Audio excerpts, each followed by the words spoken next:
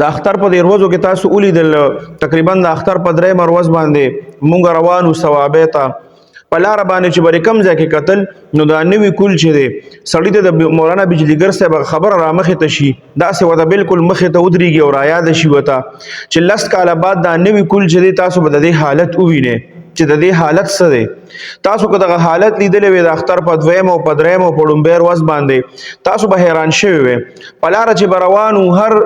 2 منټه بعد 3 منټه بعد با چرته کې به یو چنګچی ولاړه وه هغې سره به د هلکان را جمع شوي وو دا غټ غټ سپیکر یو داسې زونه به یې پرې لګولي وو او دې ته به لګیا وو او ګډېدل به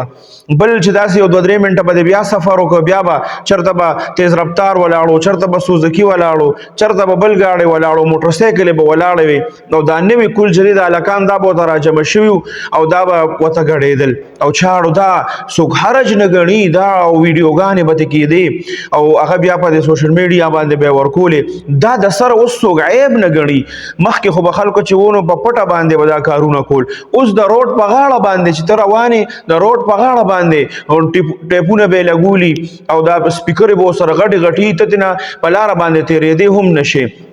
بلکې په دې پارکونو کې تاسو دا حل ولیده یقیني دا د زه وایم په 100% ګارنټۍ سره دا زه وایم چې کم عزتداره خلک دي هغه ګوره د خپل دې پارکونو د خپل لور خور او خپل زنانه داسې د چکر دپاره هغه د سره مه بوځئ او نی بوتلی شي دا کم حالت چې روان دی بیا په پنجاب کې چې دا کم پښتانه تللي دي هلته کې چکر ولتلي دي او هغې دا کم حل کړی دی تاسو که هغه حالات ولیده تاسو به حیران شئ چې دا زموږ د پښتنو حال دی چا د پنجاب د بل علاقې یا د سند داسې ونه لیده چېرته ویډیو چې هغې هلکانو په ځان باندې دومره لکۍ راړولي او دومره هلې جوړ کړي او ځای په ځای چې کوم دی نو دا بنګړې اچولي او ځای په ځای دا صرف دا پښتانه دي دې پښتنو کې شعور راوستل پکار دي دا شعور به بدي کې څنګه راځي دغه مور او پلار ته زه وایم درخواست ورته کوم که چېرې تاسو د خپل بچي داسې خلکو سره کېننول چې د دې اصلاح وکړي د دې ذهني اصلاح وکړي زموږ د دې نوجوان کل چې دی د دې ذهن خراب شوی دی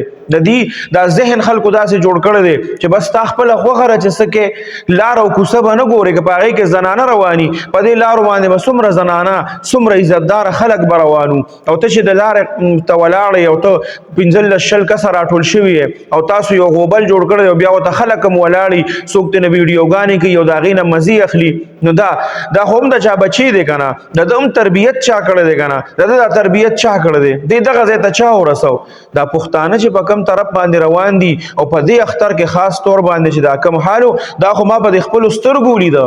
زه چې د اختر په درېیمه ورځ باندې دلته نه روان شوی وم ګنټه نیمه سفر کې هر 2-3 منټه بعد دا حل شروع چې هر ځای کې به دا هلکان به راټول شوي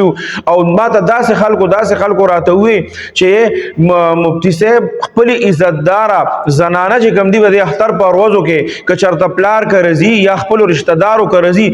نشي ویستی د دې خلکو د وجې نه څوک ورپسې په اوازونه به کوي څوک ورپسې یو څه کوي څوک بل څه کوي نو دا هغه زموږ پښتانه دي دا هغه پښتانه دي چې په لاره باندې به زنانه ولیده نو هلته کې به سیټ ته شو چې زنانه را روانه ده چېرته به یې د خولې نه اواز نه وباسه چې په لاره باندې زنانه روانه ده دا د چا د کور عزت دی نن زموږ پښتانه هلکان او نوي کل دې ځای ته ورسېده چې زنانه څونه ویني هغه په ځان دومره نه پوهېږي په ځان باندې نور هم بده حاله جوړه کړي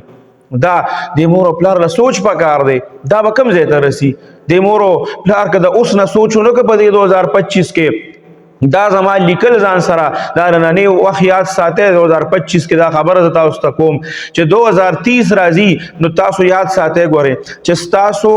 دا لور خور او مور دا زنانه چې کوم دي دا د شرعي چې څومره امور دي که هغه مدرسه ده که هغه ډاکټر دی که هغه بل څه داسې سکول دی دا ګورئ ستاسو دا بچی به د کوره نشي وتی د دې خلکو د وجې نه د دې مخنیوي پکار دی دې دپاره کېناستل پکار دي علماو ته هم خواست کومه چې دې په باره کې کینی او د دې مخنیوي وکړي